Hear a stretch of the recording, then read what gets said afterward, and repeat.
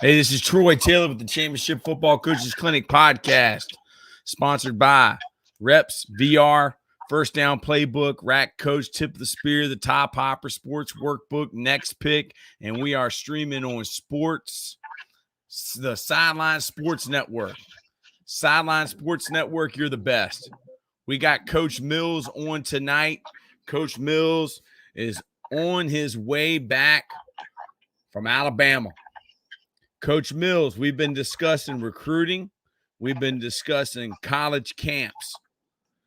How's it been going, Coach? For anybody that doesn't know, tell us a little bit about yourself. I've been coaching Dinwiddie for, I guess it's going on my 18th year now.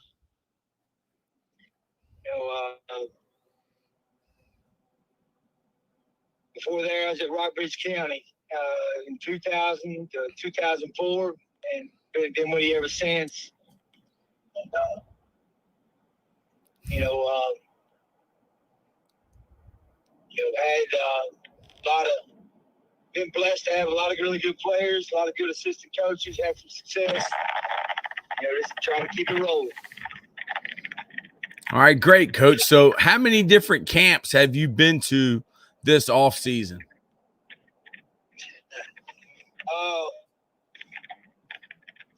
I guess the first camp was the easiest one. It was local. It was Emory and Henry came up, and they signed our linebacker from last year.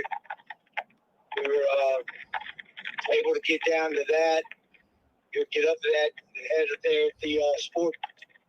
At those place around Clover Hill there. I don't remember the name of the place. Yeah, River City Sportsplex or something. Yeah. And took Raphael Tucker, and I'm sitting here beside me right now, and Khalil Parra took him to that camp. Raphael was able to have a good day, got some good times. He was able to pick up an offer from there. And then I guess it's kind of been a blur. June has. Kind of expected to be going to a bunch. We've had kids. I've had some assistant coaches. Coach Coles took some guys in Maryland, and we've had some go on their own, like Savon.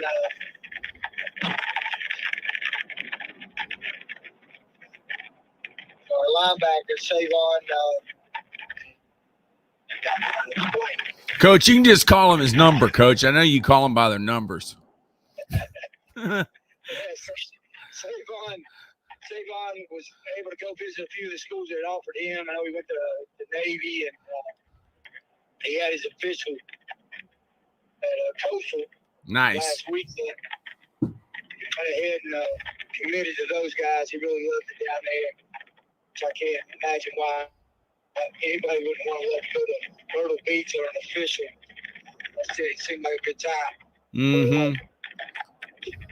The last 3 weeks, we started, we went to South Carolina, took Harry Dalton and Savon and Raphael down there, and Savon McDowell. And Harry ran really well there. He'd already had an offer from South Carolina. Really wanted to go down there and check it out. It was Coach Beamer. Coach Beamer recruited our area. I've known Coach Beamer forever. And, really showed us good hospitality. Got a chance to see the school. Did a camp there. Came back that day and took Savon McDowell and Raphael up to Pittsburgh that night. I guess the next day. They had a one-day in Pittsburgh that Sunday. Been able to do some workouts here. Come back for workouts that Sunday. I guess Tuesday took Harry and Coach Boysaw, Devin Boysaw, coaches on staff was him and his son went along with us. They camped at Tennessee. And then we left Tennessee, went to Columbus, came back, and then we had this trip this past week and left on Wednesday to go to Ohio State and not Ohio State, I'm sorry. Georgia. My bad, Georgia. And then left Georgia and came down to Alabama. So headed back home. It must be insane. But, I guess it looks like we're going to get home about 5 in the morning. These guys are already asleep. So appreciate you having me on. Yeah, so you've pretty much, done the gauntlet. You've gone to every camp in America pretty much. What have you learned? Well, And then there's a little bit of scratching, Coach, for something. I don't know what it is. yeah. It's weird. You kind of see as a coach, you're there, you're kind of watching your kids, but you also kind of see what else is going on around you. I know you got to be in a certain group. I know that. Definitely need to be invited. Like when we went up to Pittsburgh, they both had good camps. Pittsburgh had offered Harry, but they hadn't offered the other two. But they were able to get some competition and try to get it across to the kids. It's really not. It's really not up to anybody but them as whether they get an opportunity or not. They like I told Savon on the way home, I said, look, dude, you're one of the best linebackers I've ever had. I said, if they don't want you, that doesn't change it. That doesn't change how good a football player you are. And just trying to not let them get caught up in it so much to where they start kind of developing worse from it. They should. It's so there's a lot of variables that go into it. We went to Georgia 3 days ago. Georgia was having a 7-on-7 tournament. They must have been 40 or 50 teams there. People running around everywhere. They were trying to have a one-day camp in the middle of it, and it was chaos. Sometimes really don't get a good eval from that stuff. And Harry asked me last month. He said, a really good question. He's like, Coach, what are they seeing in this stuff that they didn't see on tape? And that's a 16-year-old kid saying that? Yeah. Wow. Yeah, I'm like, I really don't know. I just know that maybe some of these camps, it's more about wanting to see more about some of the intangibles about you. Are you coachable? Can you take coaching? Are you going to finish every drill? I was just trying to, help him understand it because, I kind of agree with him as far as that goes. But, it's definitely, you saw the pictures I sent you today. They must have been at least 1,500 kids. And, 1,500 times what? How much money per kid? Well, it's only 20. They don't charge a whole lot. Alabama charges $20 a kid? That's the least. They got to charge something. I do know that. They told me that at Georgia, but there were 20 there also, and that's the least amount that they're required to charge. They are required to charge something, otherwise, it gets into just letting somebody come do something. Yeah. CAA don't like that stuff. But, you really need to be invited. Harry, of course, was invited to these. Savon was invited to the Pittsburgh camp. And then, part of the reason why everybody wants this kid, he's a great football player. Harry's also a really good teammate, really good person. Mm-hmm. He's asked us to take these other kids with him. Yeah. Try to give them a look here and there. And there are other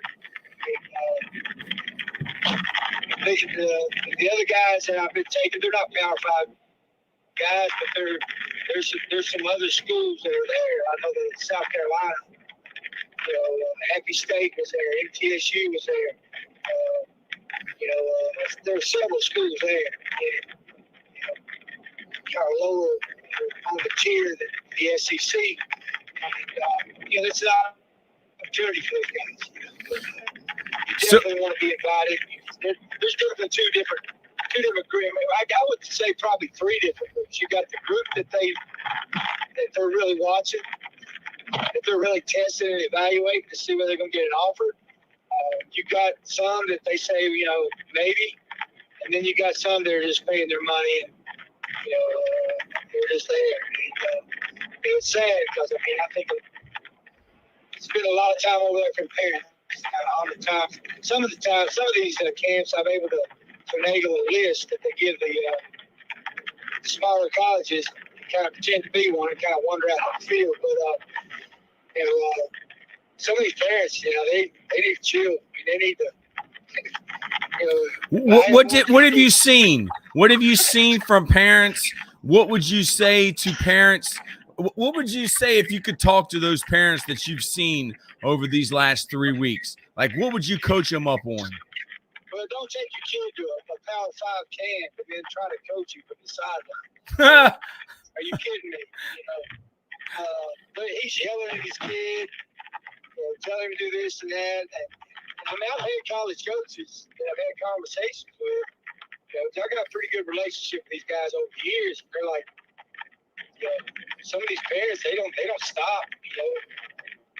When they're recruiting your kid, they're recruiting your whole entourage. Everybody's with you. The higher level you get, the least amount of stuff they're going to put up with. Some of these parents, they just need to sign their kid up, sit in their chair and watch them and encourage them. And they got, some of them got pretty high. They're disillusioned.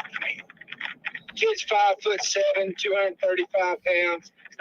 Not gonna play left tackle for Alabama. And I saw that. Kids that because those kids are right on the edge of being another level. Like, Savon's going to play at Coastal Carolina. Coach Carter's done a lot of good things in the past 4 or 5 years. Great program. I'm sure that guy's going to do better. He had some other opportunities, maybe a little bit higher, but for whatever reason, he didn't run well that day. And I don't, to be honest with you,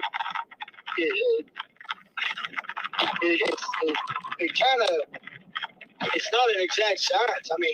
I took my big lineman last year. I took Colin to these camps. Colin was this height at JMU, this height at Virginia Tech. And he changed his height everywhere he went. Guys, it's a damn measurement. How is that fluctuating? Wow. So you're telling me they don't even know how to measure a kid at some of these schools? Yeah. What a bunch of geniuses. And then the 40 times, last week at Ohio State, Henry ran a 4.4. That's what the coach went up and told him. Yeah. He ran a 4.4. And then he brought his card up to me, shaking his head, and it said 4.6. And I said, that coach told you. He said, yeah, but I don't know what they did. Whether, some of them will try to take the human error out of it, I guess. Which to me, like Georgia showed us around their facility. They got their lockers. They got dang Ferrari leather seats in the locker. Nice. Each locker is $40,000. Now, if you got $40,000 to spend on one individual locker, maybe buy a timing system, a laser timing system that gives you makes everybody the same. Wow. I don't know why we're still doing handheld 40s. when you've got all this money for everything else. Coach Mills, I think you just gave me my next thing I'm going to attack. Why do schools have $40,000 lockers, but they're still using a $4 stopwatch? What a bunch of geniuses. When you're basing your decisions on that stuff. You know? Well, are they really basing their decisions on it? I mean, are they basing? Oh, there's no doubt now. There's no doubt that, and I try to help my guys navigate through this stuff. I mean, I saw more of it last year because I had so many guys that were kind of tweener between Division II, or, you know, the old 1 double the FCS. You know, when they're telling you, hey, we're going to need to see your first 3 games, then they probably not recruit. If they're saying that, hey, we need to see you in camp, I mean, that depends on where it is. Now, I do know there are some schools, because I've dealt with them forever, that the head coach wants to meet you. The head coach wants to watch you. And then some of them are just, you know, like you said, just, you know, trying to get you to camp. Especially now, because the guy at Pittsburgh was telling me, the coach at Pittsburgh said that they're able to pay their players now to work these camps because of the whole NIL thing. So they're able to pay these kids to work the camps because the coach said it used to be just us. It was nice getting that big check. He said now our checks are not big, you know, after camp season. So, you know, it's, I mean, everybody be kind of naive to think that everybody in camp is going to get an offer. But a lot of times, all these one-day stuff, you know, it's not an exact science. I mean, I remember in 2010, I had a player that one of the schools was, so they wanted to see him at camp. There was 150 players there. Kid I had was a quarterback. They were recruiting him as a tight end, and they started him off working with the D-line, and then made him go do DB work, and then made him go do tight end stuff, and then he had a receiver in. They were just testing him. They wouldn't let him get out of the one-on-one. They made him go over and over and over. And these other kids, you know, they pay for camp too, but I'm sitting here watching this like, you know, they do some. Unfortunately, he was the only kid. They were only him and another kid out of 150, 200 kids got an offer at their camp. They were basically what they were looking at. Then the only time that I've ever really had a kid say, had a coach say, "Hey, we ain't see him in camp," is I remember I took the same exact kid to Marshall, and that guy has passed away now. He was recruiting him. He had him as a tight end. He went out there and ran, and he ran a 4.4. And all of a sudden, you know, he could play quarterback. So, you know, it has happened, but over the really as navigating the whole recruiting stuff, you know how important it is for my players if they want to play college football to not be able to walk out of our school and say we've done everything we could to help them get there. You know, that Amen. Personal for me because of really how my recruitment was handled as a high school player. But you know, I just don't want my players to ever. I want them to know that they were supported. I also know, though, it's not my decision. You know, I got to get them out there, and they got to do this. These are the hoops they got to jump through. It's changed based on how the NCAA's done. I remember I used to coach the night camps, and when I had a real Power 5 guy like the kids I had at Rockbridge, the Clark kid, the Kirshner kid, when I had those guys, we went to a night camp. Every college coach was around the field, you know, so we didn't have to do a whole lot of what I'm doing this year in the previous years, but it is what it is now. I mean, basically, you know, Harry got invited to Elite 11, two Elite 11s. And to be honest with you, there's really no reason. unless you're just trying to stack up stuff, he's not about that. He wants to go to school somewhere. He wants to see the school. I gave him an option.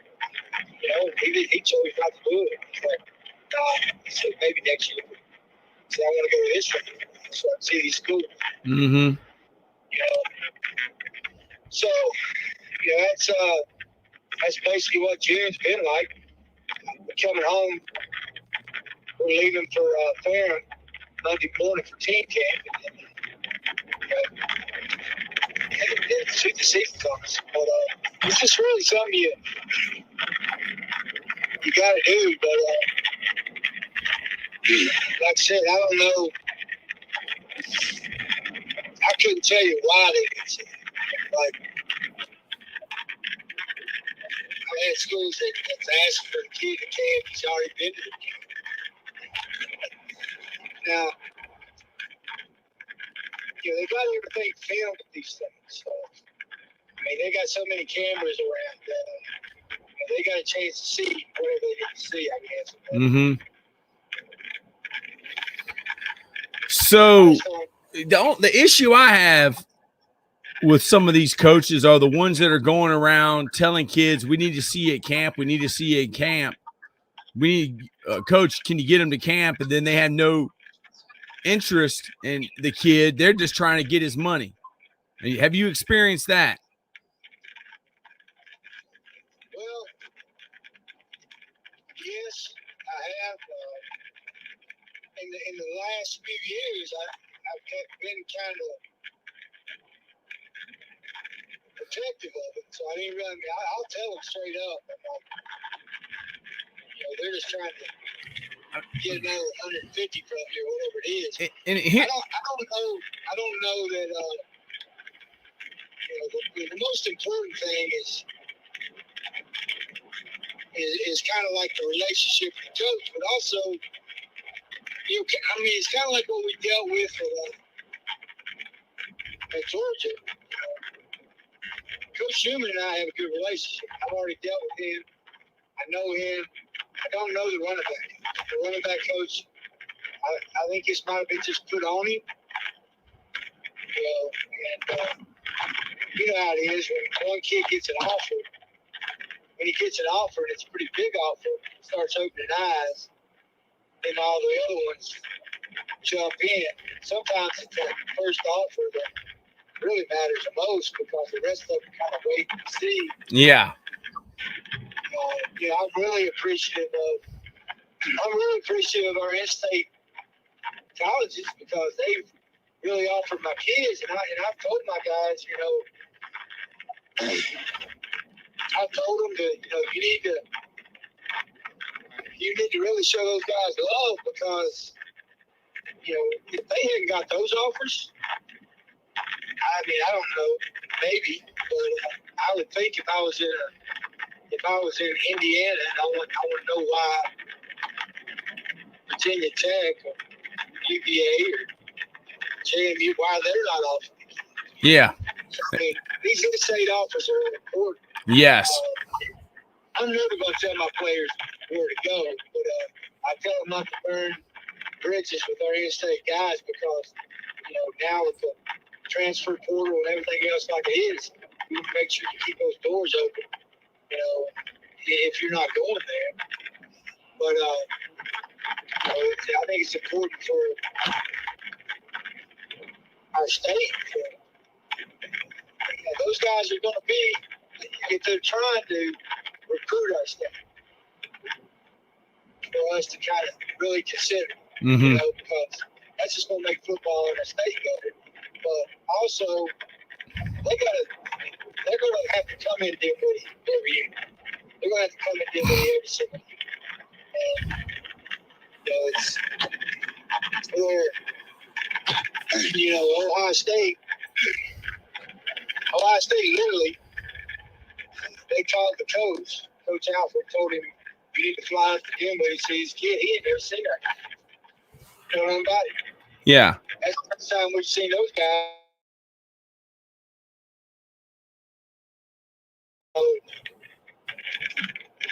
I think it's definitely happening, no doubt. But I try to keep them from doing it. I'll straight up tell them, especially if they're trying to get you there for more than one day. If they're trying to get you to go to a 3-day camp, some mess like that, they're getting money. I've worked those camps. You know, I know how those camps are separated. You got this group that the booster club president's son's going to, you know, he's paid full price. He's got these kids over here that they're recruiting. So there's definitely levels. So you wouldn't go to a camp unless you were invited. No, now I say that. Now we've taken some kids that weren't invited, but I'm telling them, I'm like, look, I just straight up tell them, you're doing this for experience.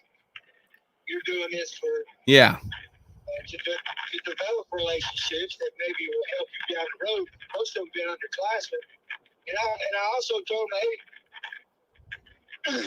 I mean, like I had the kid that the running back was playing TV. He's playing defensive back this year for us as well. And I said, look, go out there and get these one-on-ones against these top-level receivers. I said, when are you ever going to get this kind of level of competition again? I said, don't even worry about what happens. I said, we're getting working. And, you know, kind of look at it like that. You know, they also want to come, you know, because Harry's invited them. How many of your own workouts have you missed, Coach, because of all these camps? Well, I've been lucky. I haven't missed any, really. I've missed one. I think I missed one. I didn't miss any the first week because we left Thursday after workout. Yeah. And that's the other thing. That's the other thing that I want to tell all these fitness gurus and all this stuff like that and everything. I mean, Harry worked out every day. And Jared, he didn't miss a day. He didn't take days off the rest. And, you know, and telling parents, you know, your kids need to be working with their high school team. And Harry hadn't missed a work. I mean, we count the camps and the workouts. The camps has their workout on that day. But really, he's only missed, I think he missed 2. He did miss a few days last week. We hit to Tuesday, then we left, so he missed 2 days. This past week, he got them all in. The first week, we got them all in. But we didn't let up. We did every single workout, did conditioning, ran 20, 110s, went down to South Carolina, and was the fastest guy in the game. Wow. You know, went to Tennessee and ran 22 miles an hour, which, you know, I don't know what that means. That's fast, Coach. That yeah. Anytime you're hitting over 20, you can go. You know, so they actually put a tracker on them. Yeah, they put the catapult on them. I love it. See, that right there, I mean, that right there shows you this guy runs as fast as the guys that play on our team. Because if you're hitting over 20 miles an hour, you're going. Yeah, that's what Coach Coach Tennessee told me, Coach Heupel. Not Coach Heupel, the running back coach.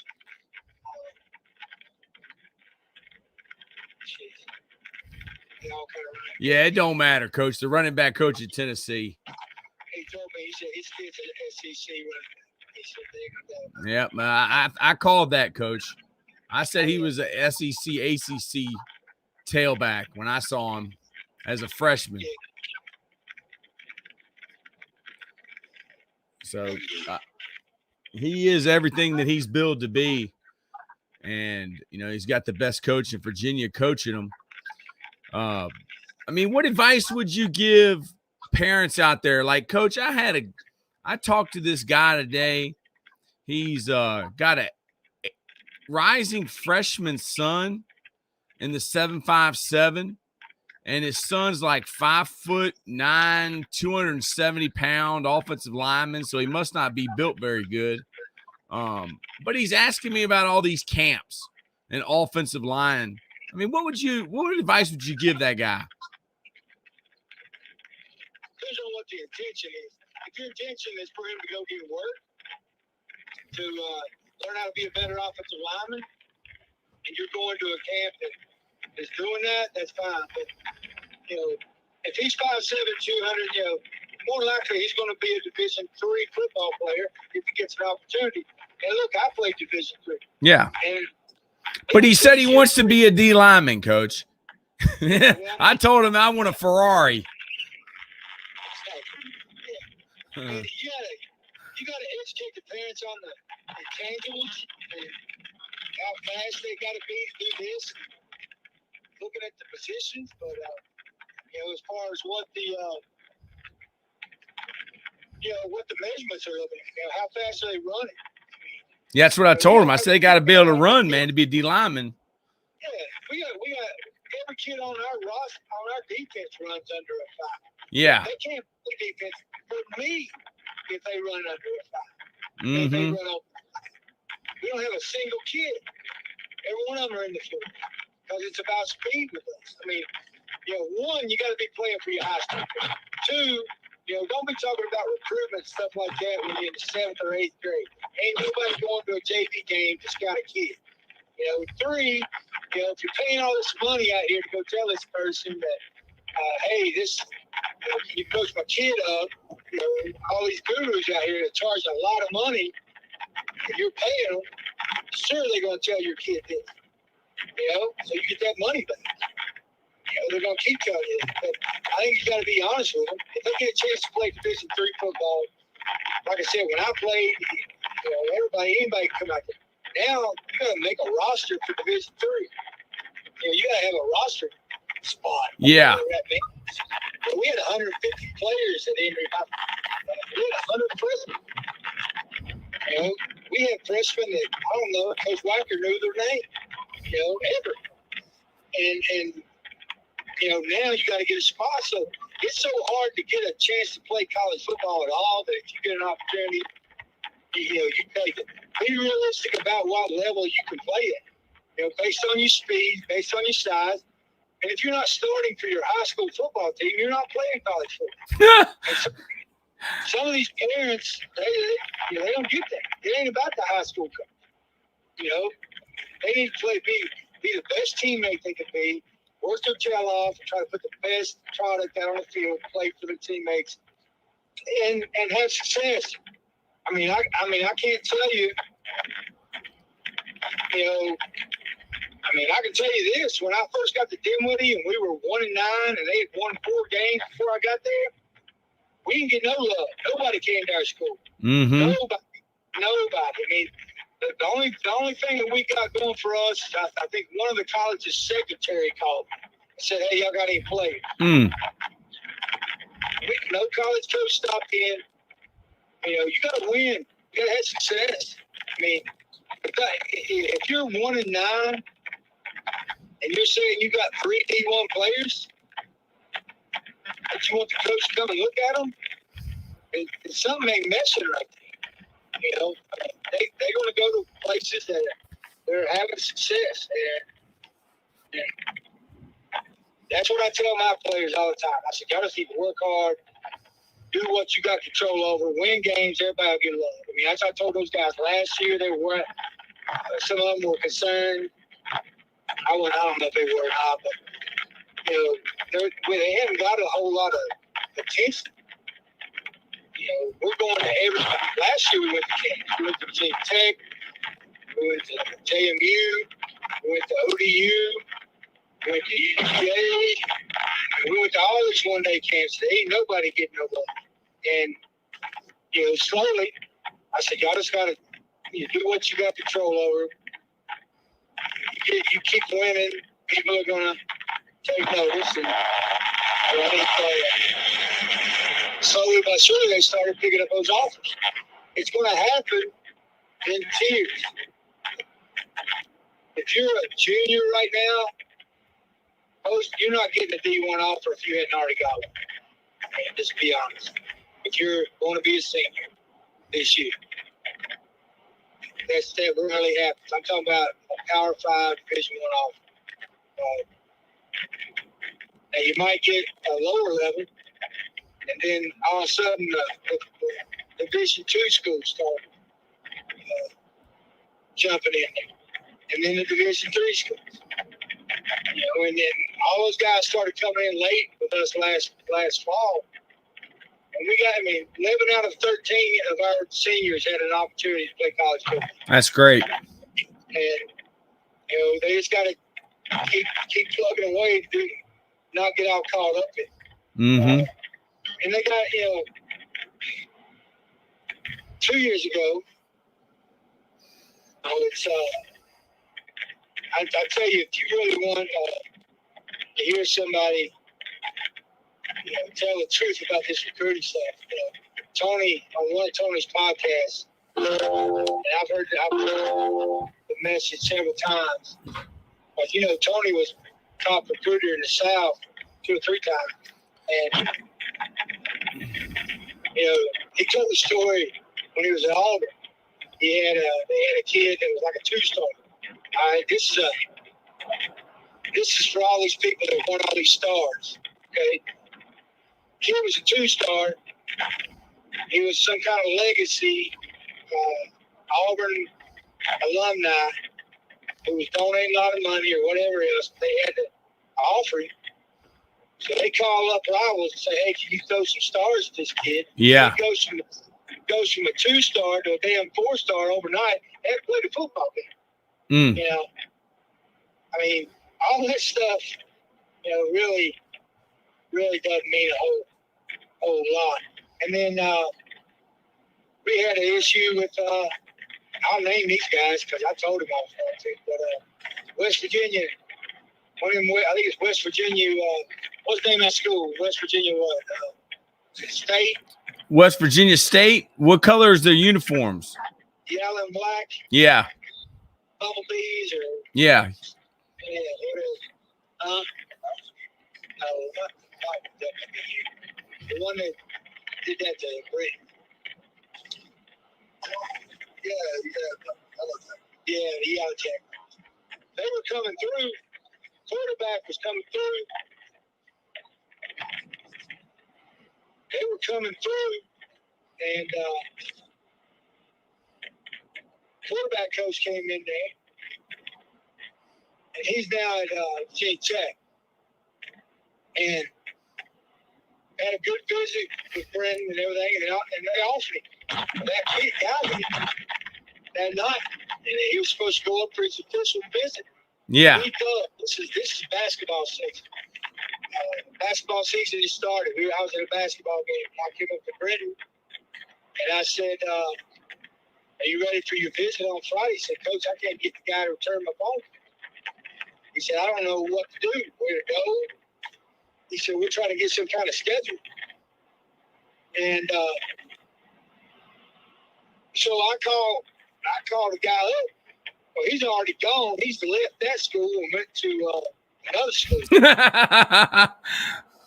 He's went to I want to say Morgan State.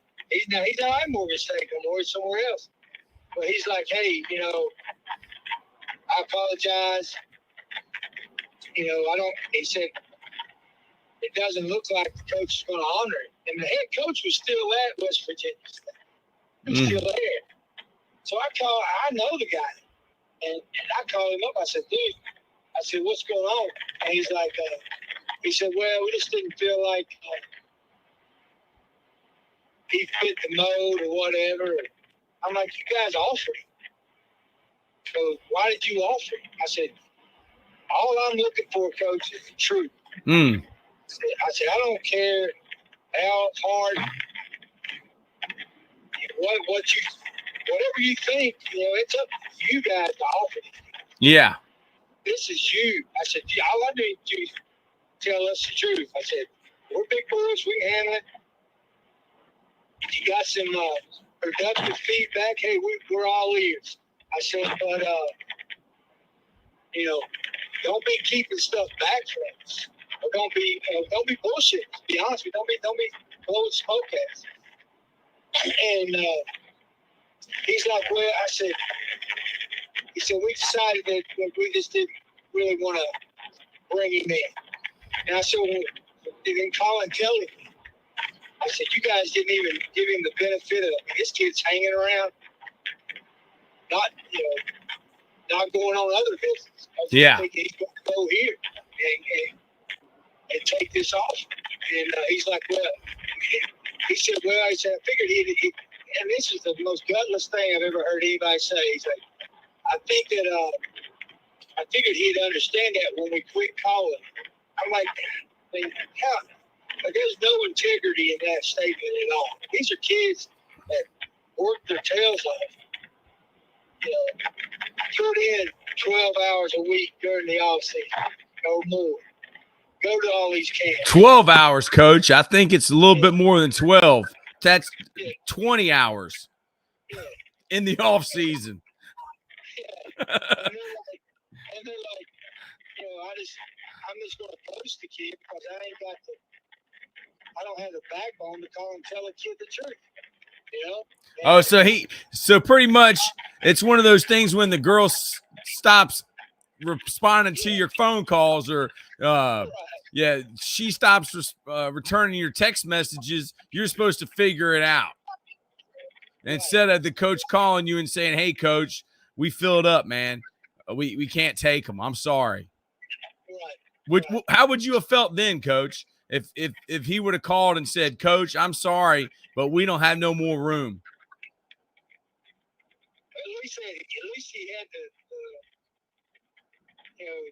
enough about him to make a phone. Yeah. I told him never to come to our school. He recruits any of our kids. He's going to have to do it around me. I don't know how he's going to do that, but I don't want to.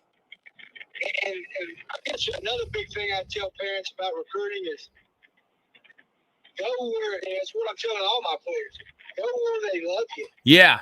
It isn't who you love, it's who loves you. I love Alabama. But Nick Saban don't love me. Right.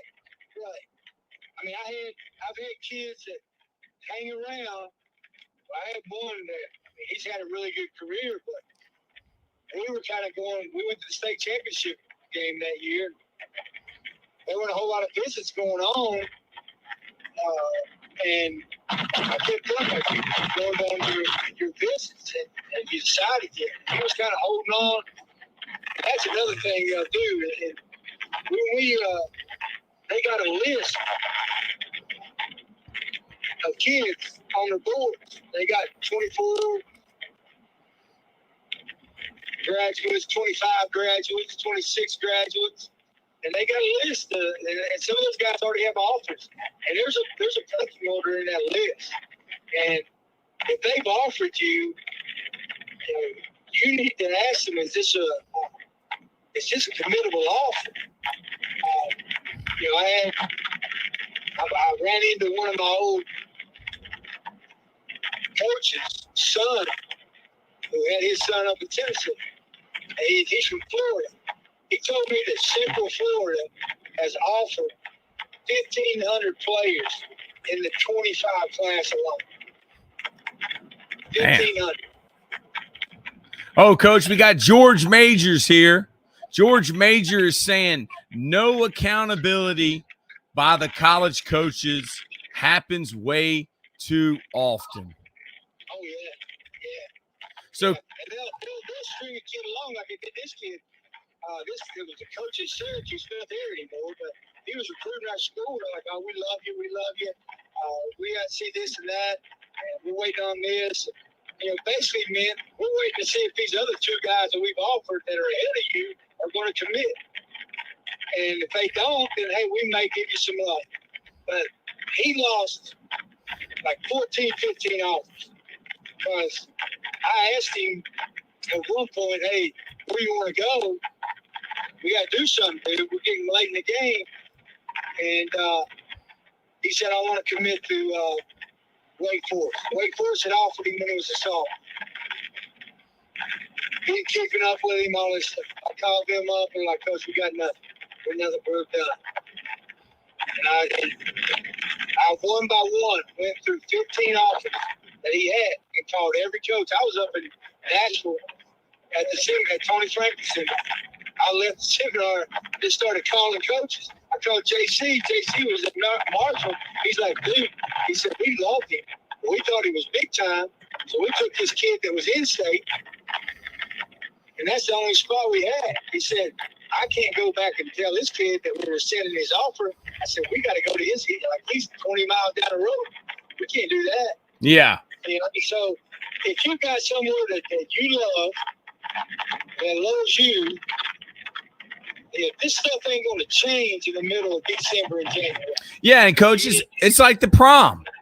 I mean, you got a girl, you got a young lady who you've been committed to go to the prom, and you know, she might be a 7. But then a week before the prom, you got a 10 that comes up to you and wants to go to the prom. Who are you going to stay with, coach? You going to go with the 10 or are you going to go with the 7? I'm going to stick with the 7.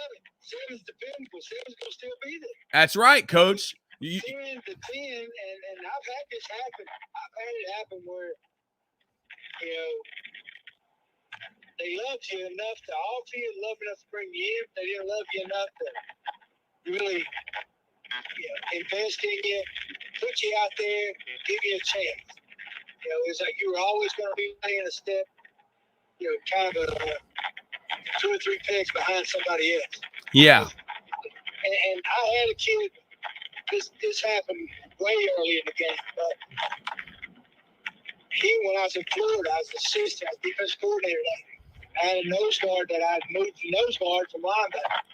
And I'm working on his college stuff. I was helping the coach. It was my responsibility. I was going to try to help him get a place to play. He would have been a heck of a D3 player. And I said, look, I think you should go D3. He's like, I'm going to Troy. I said, no, you can't. You're not going to play there. I said, you're too small. You're too short. And you're strong, but you're too short. They're not going to give you a shot. And he proved me wrong. That's awesome. That happened a couple of scores that way. He went on to Troy. He actually walked. He didn't even get to go in with the regular walk-ons. You know, they had the regular walk-ons that they've invited to come walk on. And then they had the guys that when school started, they said, hey, we need 5 more players, 10 more players to come to this tryout. We went to the tryout, made it, and ended up, you know, through the scout team and everything else showing out, ended up on the kickoff team. He called me up. He said, hey, we're playing Florida State tonight. I'm going to be on the kickoff team you turn and watch. I go, shoot, man, I was excited for him. I'm glad I was wrong. But the next spring, we went down there to watch him. Now, he's not even a recruited walk-on. And he's battling a scholarship guy for a linebacker position. I'm watching the spring game. I know I'm biased, but he's playing head and tails above this other guy. This other guy is a little taller, a little bigger, but he's slow. He won't run to the ball. He's playing awesome. Well, they won't give Russ an opportunity because I'm a linebacker coach. I got coach to invest in this kid, give this kid a scholarship. What's it going to look on me if now this walk-on kid becomes a big team out? You know, so my kid ends up having to transfer to Bethany and finish it out. But, you know, that's the Coach, I got Jim Reed. I got our friend Jim Reed texting us. Coach Reed. Yeah, a great man. He's a champ. Coach Reed will tell you the truth. I had Coach Reed sit in front of me and said, look, I ain't going to lie to you. He's talking about a quarterback, a receiver. If you tell the guy, if you have that relationship, you tell those guys the truth. You know, you tell them the truth because he always told us the truth. Yeah, Coach. What a recruiter he was. Or he is. Incredible. He's the best. He's texting me about why I'm outraged, Coach. And I'm outraged because one of my players suffered a severe injury at a camp, and he's possibly going to miss his senior year. And there was no coach or medical staff there to help the kid. And then I had another parent go to another camp, and she was outraged. The camp started 45 minutes late, and she told me some stuff that I would rather not talk about that occurred. And Coach, I've been on the warpath, and I had Mike Smith on, and the Virginia high school coaches are taking back the state of Virginia. How do you feel about that, Coach? I love it. You love it, Coach. Absolutely. Coach, we tried to start that new association, didn't we?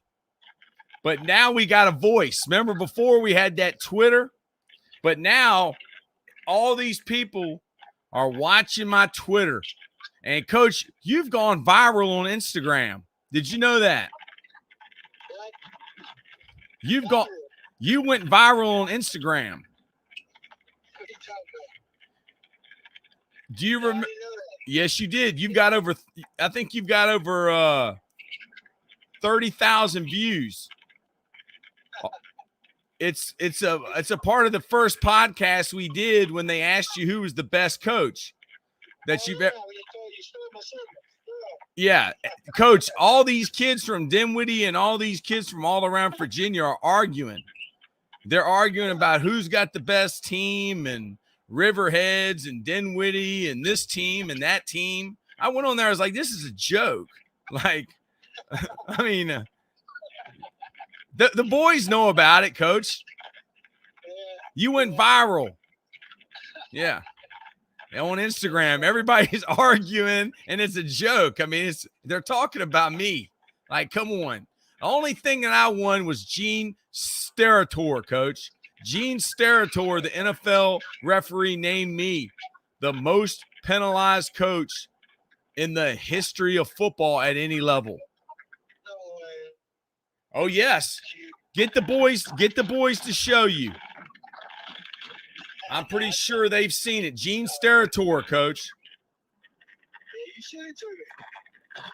Yeah, Gene Steratore named me the most penalized coach in the history of football on any level, high school, college, or pro. Coach, what did you think about meeting Nick Saban? It's pretty crazy. Sitting in his office, and you're trying to see the picture. I gotta send that picture to you, but I've seen the picture of Harry and him. I retweeted it. oh, okay, yeah. How tall is Harry? 6 foot? Yeah. Because he makes Coach Saban look short. Yeah, Coach Saban's about my height, I think. About 5'9". But there ain't nobody. He's the GOAT. He's the GOAT. Absolutely. He's from West Virginia, Coach. I know. He was telling us he's got some relatives that teach in the Northern Virginia here. Wow. Teachers. How far away is he from where? I mean, I think he's from where near Charleston, ain't it? Because how far is he from where Rick Trickett's from? Because Rick Trickett is from the same town as my grandpa, Masontown. Yeah. There's a lot of really good coaches come out of West Virginia. A lot of good. Yeah. Nick Saban, Jimbo Fisher, Rick Trickett, Bobby Bowden. I think Bobby Bowden's from Sanford, but he coached there. He coached up there, yeah. A lot of good coaches up in there. Hey, Coach Mills, do you remember when we had the biggest camp of all time?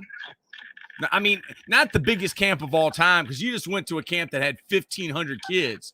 Do you remember when we had like about 800 kids at Meadowbrook High School when you first went from Dinwiddie? The combine. Yes. How did the combine compare to the Alabama camp? Coach, we had 800. You did the 40s, Coach. How many hours were we out there? We was out there a while. Yeah, we're not that many. But, yeah. There were so many kids, I couldn't find any of these three I got with me. I would lose them. I'd be wandering. I just wandered around. They must have had 40 GAs knocking parents back behind the blue line. They wouldn't let you on the field. But that camp that combine that we did, Coach, that was a lot of kids. And we had University of Florida, Michigan State. We had a lot of colleges there, didn't we? Yeah, back like in John Graves was a senior. It was after your first season, like 2006 or 2007. The only thing I remember about that year is I timed John Graves at the Nike camp. He ran a 4-flat shuttle, and I was doing the shuttles. And he said, "Yeah, that's going to be the guy you played against this year." I go, "Damn." But I'm talking about I'm talking about the next year when we did the combine at Meadowbrook, and you were on me about getting your guys' times. I had to input every single time by hand in an Excel sheet. The Lou Anderson combine, you had a jump pad. That was a huge combine at Meadowbrook. Do you remember that? You did all the you did all the verticals. Okay. You don't remember that? I do remember doing the verticals. Yeah. We had about 800 kids there, Coach. They came all the way from Virginia Beach. And we didn't make a dime, did we? I didn't make $1 off that thing. It was like $20 to come to it. Yeah, it wasn't. I know we bought a bunch. You brought your whole team. We've known each other a long time, haven't we? Oh, yeah. They won't let you do stuff like that. And they'll let us do it, but nobody will look at it. The colleges aren't allowed. The D1s ain't allowed to come. Oh, I know. That was the last year, Coach. That was the last year. I'll tell you what I've done this past year. And I think it's been kind of a big year with the coaches, at least the guys recruiting our area. I made a folder. I had our film guy. We tested in the 40, so it's on video. You don't need to worry about what my time was. You can time it yourself. Yes. So we filmed for 40s. All right, we're going to film our shuttle. We're going to film our vertical. We're going to film our broad jump. And put it all in that folder. It has the transcripts, everything in there. And, really, that's a camp. Because that's a great idea. That's a great idea. I'm going to do that. Yeah. That's at least the combine part of it. So. Hey, Coach, you only got 7 more hours till you get home. Yeah, no. Coach, I drove down to Newberry, South Carolina from Richmond and coaching a game. It was about 104 degrees. They didn't even give us water with ice in it. And then I had to drive back to Richmond from Newberry, South Carolina. I drank 4 double Red Bulls and ate 4 Snickers bars. It's funny. I got 2 Red Bulls right here. Hooah. And a Snickers bar. Man, Coach. It's like I'm a psychic, or it's like me and you are like we're like brothers from another mother. That's right. Thank you for coming on, Coach. Oh, thanks for having me. Y'all are the best, man. Appreciate you. See you, Coach. See you, Harry. See you guys.